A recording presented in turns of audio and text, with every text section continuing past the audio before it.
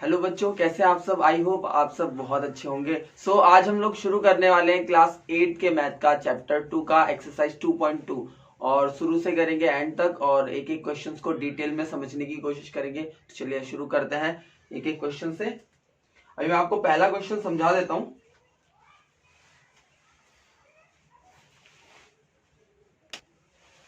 ठीक है, हम पहला क्वेश्चन नोट करते हैं। एक्सरसाइज 2.2 से है ये। पहला क्वेश्चन है आपका x/2 minus 1/5 is equal to x/3 plus 1/4। जैसा कि हम सभी को पता है कि जो वेरिएबल्स के टर्म्स हैं वो वेरिएबल्स की साइड जाएंगे और जो कांस्टेंट के टर्म्स हैं उनको कांस्टेंट के साइड लेंगे, बिकॉज वेरिएबल्स को वेरिएबल के साथ ही हम प्लस या माइनस कर सकते हैं और जो कांस्टेंट के टर्म्स हैं उनको कांस्टेंट के टर्म्स के साथ ही प्लस या माइनस करेंगे।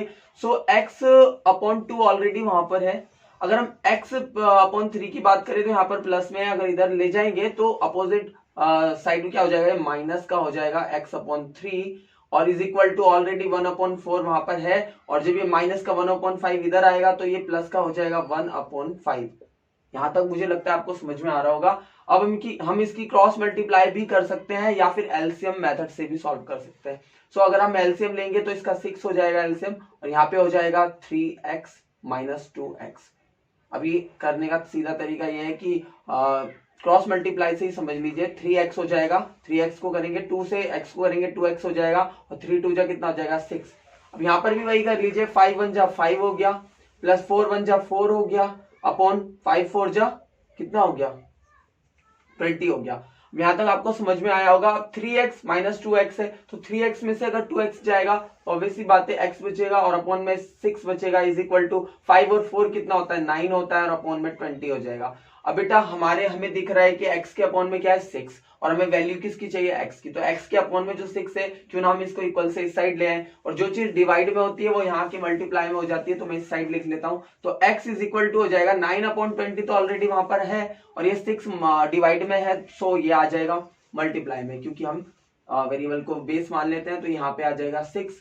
x इज इक्वल टू हो जाएगा, हम इसको कट भी कर सकते हैं, 2 3 जा 6 हो जाएगा और 2 10 जा 20 हो जाएगा। तो 9 3 जा कितना होता है 9 3 जा 27 होता है अपॉन में 10 होता है। आप चाहें तो क्वेश्चन को यहाँ भी छोड़ सकते हैं, यहाँ भी एक आंसर बन सकता है। और अगर आप इसको आगे करना चाहते हैं तो x इज इक्वल टू, अगर हम नीचे कितने भी 1 के साथ कितने भी जीरो लगे हैं उतने जीरो को हटाएंगे तो उतने डिजिट के बाद पॉइंट लगा देते थे। यहाँ पर अगर हम 1 डिजिट एक जीरो लगाए तो अगर एक जीरो हटाएंगे तो ऊपर 1 डिजिट के बाद पॉइंट लग जाएगा तो 2.7 हो जाएगा। ये इसका डेसिमल आंसर हो जाएगा। दोनों ही आंसर सही है। मैं आपको नेक्स्ट क्वेश्चन समझाता हूं। चलिए अब क्वेश्चन नंबर 2 डिस्कस कर लेते हैं। क्वेश्चन नंबर 2 भी इसी की तरह बहुत इजी है और उसको भी बड़े इजी वे में ही करेंगे हम लोग सॉल्व। क्वेश्चन नंबर 2 है n/2 minus 3n/4 is equal to, sorry not equal, plus 5n/6 is equal to 21। ये आपको समझ में आ रहा होगा, ये क्वेश्चन है। पहले हम इसको इरेज कर लेते हैं।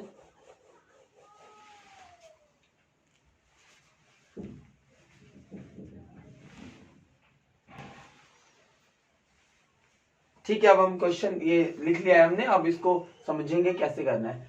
हम इन सबका क्या ले लेंगे, एलसीएम ले लेंगे। एलसीएम लेने के लिए हमें एलसीएम का कुछ बच्चों को शायद मेथड ना पता हो तो उनको भी मैं बेसिक समझा देता हूं। सबसे पहले हम इनके जो हर है, मतलब जो इनके डेनोमिनेटर्स हैं उनको ले लेंगे। तो यहाँ पर 6 है, वहां पर 2 है और वहां पर 4 है, तो हम ऐसे कर लेंगे 2, 4, 6।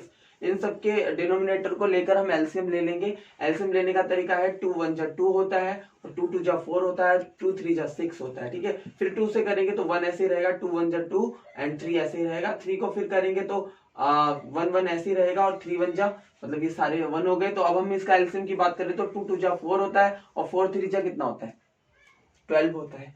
अब इसका एलसीएम आ गया हमारे पास 12। अब 12 जब एलसीएम आ गया तो n को हम ऐसे ही लिखेंगे।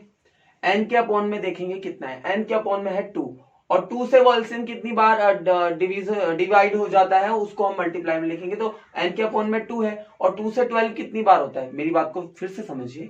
n के अपॉन में 2 है और 2 से 12 6 टाइम डिवाइड होता है, तो हम इसको 6 से मल्टीप्लाई कर देंगे। समझ में आ रहा है आपको? अब इसी तरह से n के अपॉन में क्या है 4 है, और 4 से 12 कितने टाइम्स डिवाइड होता है? 4 से 12 जो होता है वो 3 टाइम्स होता है, और 3 को 3 से करेंगे तो कितना हो जाएगा 9n हो जाएगा। यहां तक आपको समझ में आ रहा होगा। प्लस 5n के अपॉन में क्या है 6, और 6 से 12 कितने टाइम डिवाइड होता है? 2 टाइम्स होता है, और 2 को जब हम 5 से मल्टीप्लाई करेंगे तो 5 2 क्या हो जाएगा 10n हो जाएगा, इज इक्वल टू कितना हो जाएगा 21। मुझे लगता है यहां तक आपको समझ में आया होगा। अब हम n की वैल्यूज को प्लस कर लेंगे। यहाँ पर 6n है और यहाँ पर 10n है, क्योंकि ये दोनों प्लस का है तो हम इनको ऐड कर लेंगे। 6n और 10n हो गया हमारा कितना 16n हो गया, और माइनस में क्या चल रहा है 9n भी चल रहा है उसके साथ, अपॉन में 12 भी चल रहा है, अपॉन 21 हो गया। अब 16n प्लस का है और 9n माइनस का है। अब हम 16n में से 9n को जब माइनस करेंगे तो कितना बचेगा? हमारे पास बचेगा 7n। कितना बचेगा? और अपॉन में बचेगा 12 इज इक्वल टू 21। अब हम इसको यहाँ पे लिख लेते हैं साइड में। सो यहां तक आपको समझ में आ रहा होगा। n के अपॉन में 7n अपॉन 12 है इज इक्वल टू 21 है।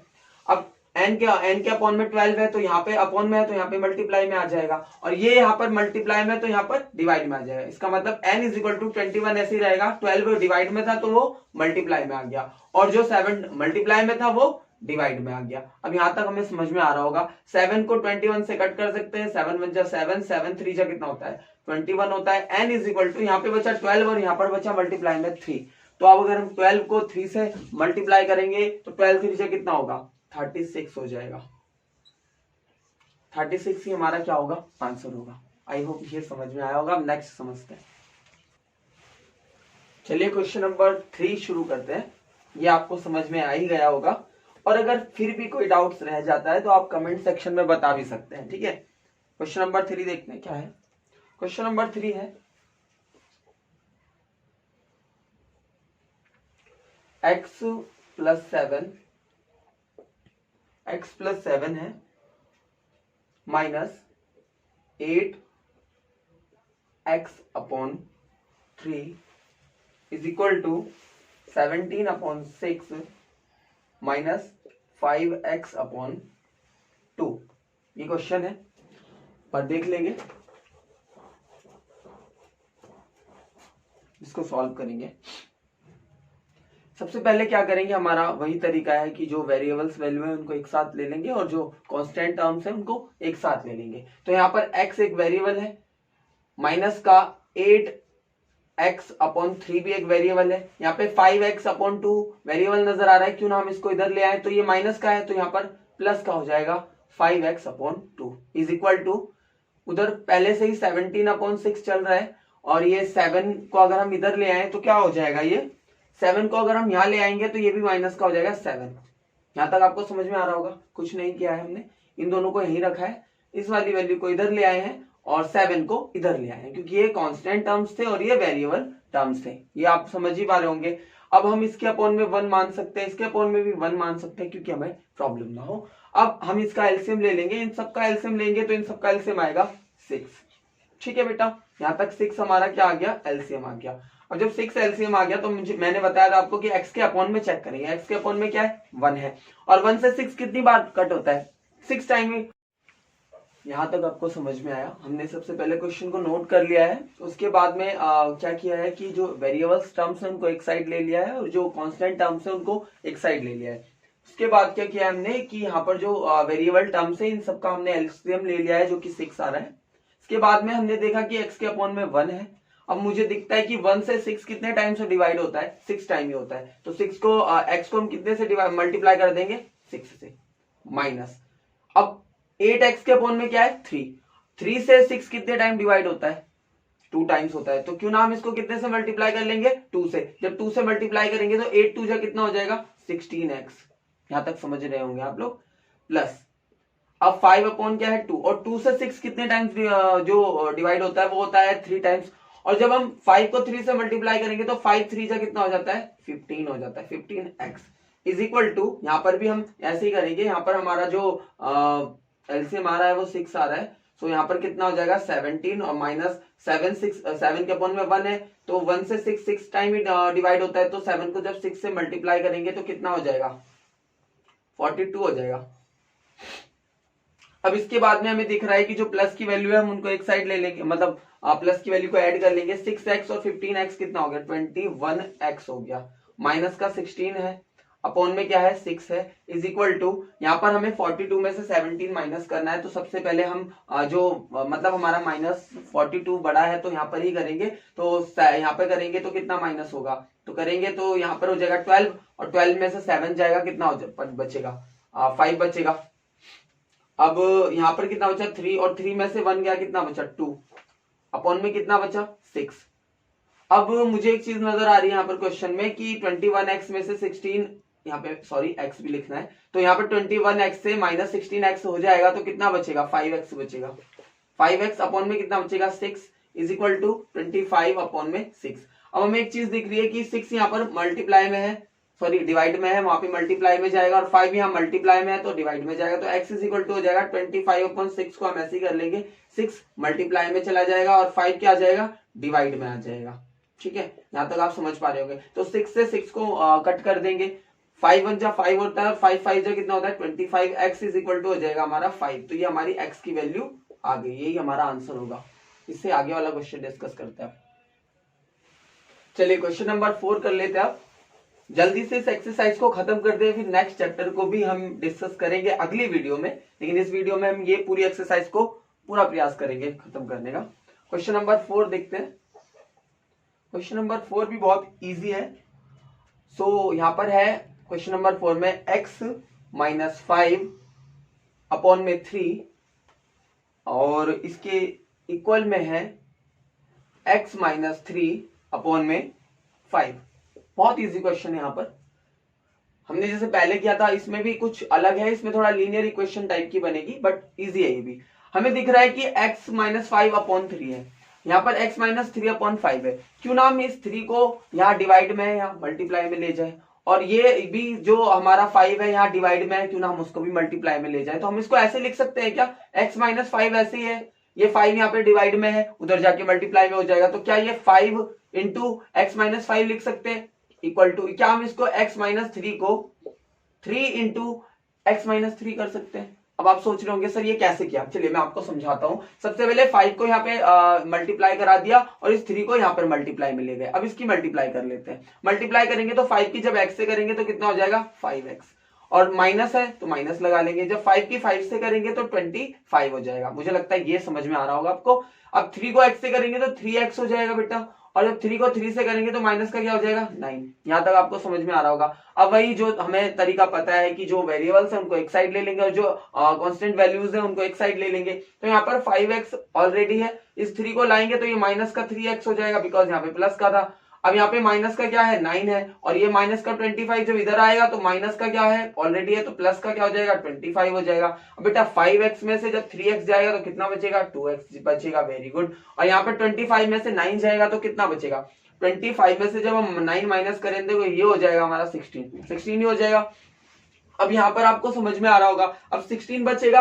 अब बेटा ये आगे का जरा मैं इरेज करता हूँ, फिर आपको समझाता हूँ इस साइड से, समझेंगे अब यहाँ पर। तो अब हमें क्या दिख रहा है x के मल्टीप्लाई में 2 दिख रहा है। अब हम जब इसको इधर लाएंगे तो डिवाइड में आ जाएगा, तो x इज इक्वल टू हो जाएगा 16 ऑलरेडी वहां पर है, ये वाला 2 मल्टीप्लाई में था, इधर डिवाइड में आ जाएगा तो डिवाइड में 2 हो जाएगा। और 2 से इसको डिवाइड करेंगे 16 को तो 8 टाइम्स डिवाइड होगा, कितने टाइम्स हो जाएगा ये 8 टाइम्स हो जाएगा। तो x इज इक्वल टू कितना आ जाएगा हमारा 8, और यही हमारा क्या होगा आंसर होगा। नेक्स्ट क्वेश्चन करते हैं। तो बेटा क्वेश्चन नंबर जो 5 और 6 देख पा रहा हूं मैं वो बहुत इजी है, हम लोगों ने इस टाइप के क्वेश्चन डिस्कस कर लिए हैं। अब मैं आपको क्वेश्चन नंबर 7 से डिस्कस करवाता हूं। क्वेश्चन नंबर 7 सॉल्व करते हैं, वो थोड़ा अलग है। ये जो 5 और 6 है ये आपके लिए होमवर्क है, ये आप घर पे करेंगे, और अगर आपको समझ में नहीं आएगा तो आप मुझे कॉमेंट सेक्शन में आके बताएंगे कि ये क्वेश्चन सर हमें यहाँ पर प्रॉब्लम आ रही है। क्वेश्चन नंबर 7 देखते हैं। क्वेश्चन नंबर 7 थोड़ा सा अलग है, इसलिए मैं आपको ये करवाने की कोशिश करूंगा। क्वेश्चन नंबर 7 है 3 इंटू टी माइनस 3, ठीक है, इसके बाद में है is equal to 5 into 2t plus 1। ये क्वेश्चन है, वैसे तो बहुत इजी है बट थोड़ा सा अलग था, इसलिए मैंने आपको समझाने का प्रयास कर रहा हूं। 3 को अब हम अगर इससे मल्टीप्लाई करेंगे तो 3 से t की करेंगे तो 3t हो जाएगा बेटा।